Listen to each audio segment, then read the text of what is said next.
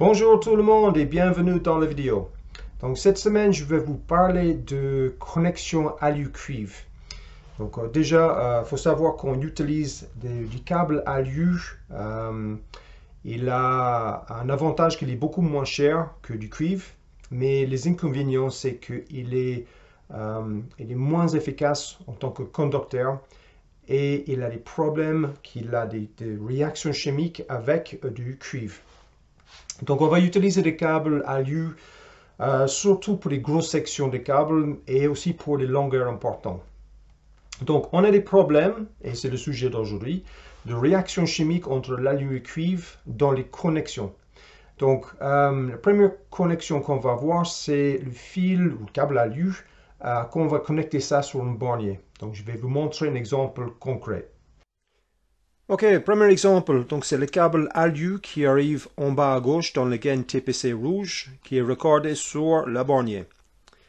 Donc là, on voit que la réaction chimique entre le câble alu et le bornier cuivre a provoqué une surchauffe. Le bornier a fondu qui a provoqué donc la destruction par excès de température de la bornier. Et là, ça représente un risque incendie extrêmement élevé. Donc voilà un exemple, première chose à ne pas faire. Le deuxième exemple, c'est un fil dans un câble alu qu'on va connecter sur une cosse. Donc c'est un raccordement en aval d'un disjoncteur qu'on va regarder. Et le cosse utilisé, c'est un cosse cuivre, c'est du cuivre étamé qui est prévu pour du câble en cuivre. Et donc on va voir la réaction chimique entre le cosse en cuivre et le câble en alu. Et ça fait quand même assez de dégâts, ça chauffe. Là, dans cet exemple, on voit des fils donc, qui font partie d'un câble alu qui sont raccordés sur des cosses sertis prévus pour du câble cuivre. Donc c'est l'alu dans du cosse cuivre. La réaction chimique a provoqué une élévation de température, l'isolation a fondu et donc là on a exactement le même risque d'incendie assez élevé. Un autre exemple, c'est le raccordement de la terre. Donc, on a des fois des câbles alu, donc à 5 conducteurs ou à 4 conducteurs avec la terre. Et donc, le fil de terre dans le câble, il est aussi en alu. Et il faut raccorder ça sur un répartiteur de terre. Et on va avoir exactement le même problème. C'est-à-dire que le câble alu, l'élément alu, il va réagir chimiquement avec le répartiteur de terre en cuivre. Donc, qu'est-ce qu'on a comme solution? Ben, on a des borniers alu-cuivre, c'est-à-dire que le bornier, il a un traitement pour qu'on puisse raccorder du cuivre d'un côté et de l'alu de l'autre. Voici un exemple d'un bornier pour le raccordement du cuivre d'un côté et de l'alu de l'autre. Elle est prévue pour le raccordement du 6 à 95 mm² cuivre d'un côté, alu de l'autre. Deuxième solution, c'est les cosses alu-cuivre. Et là, on a exactement le même principe que les borniers. On a des cosses qui sont prévues pour recevoir les câbles en alu, avec la plage de raccordement prévue pour un raccordement sur une plage de raccordement cuivre. Voici un exemple d'un cosse alu-cuivre, donc prévu pour un câble alu à raccorder sur une plage de raccordement cuivre. Ce modèle, il est à sertir, donc il faut bien prendre les matrices et les pinces à sertir associées. Ça existe aussi des modèles autocassants. Donc là, il n'y a pas besoin d'un pince à sertir. Il suffit de dénuder le fil, le rentrer dans la cosse et tourner le boulon jusqu'à ce que ça casse. Il est autocassant. Voici un autre exemple de tout à l'heure, des borniers qui ont cramé.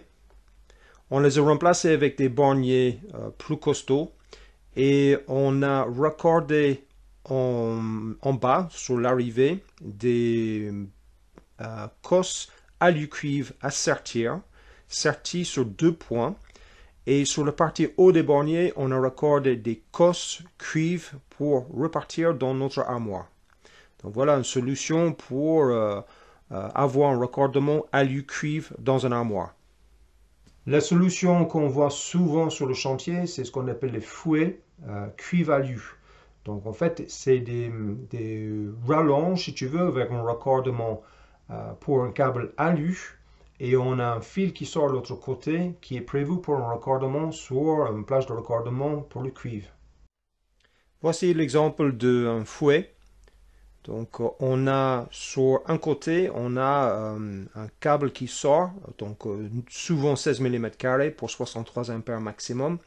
Ce modèle, il est auto-perforant, donc c'est-à-dire que tu n'as même pas besoin de dénuder ton fil, tu le rentres dans le côté à visser et tu serres le vis et il va auto-perforer l'isolation.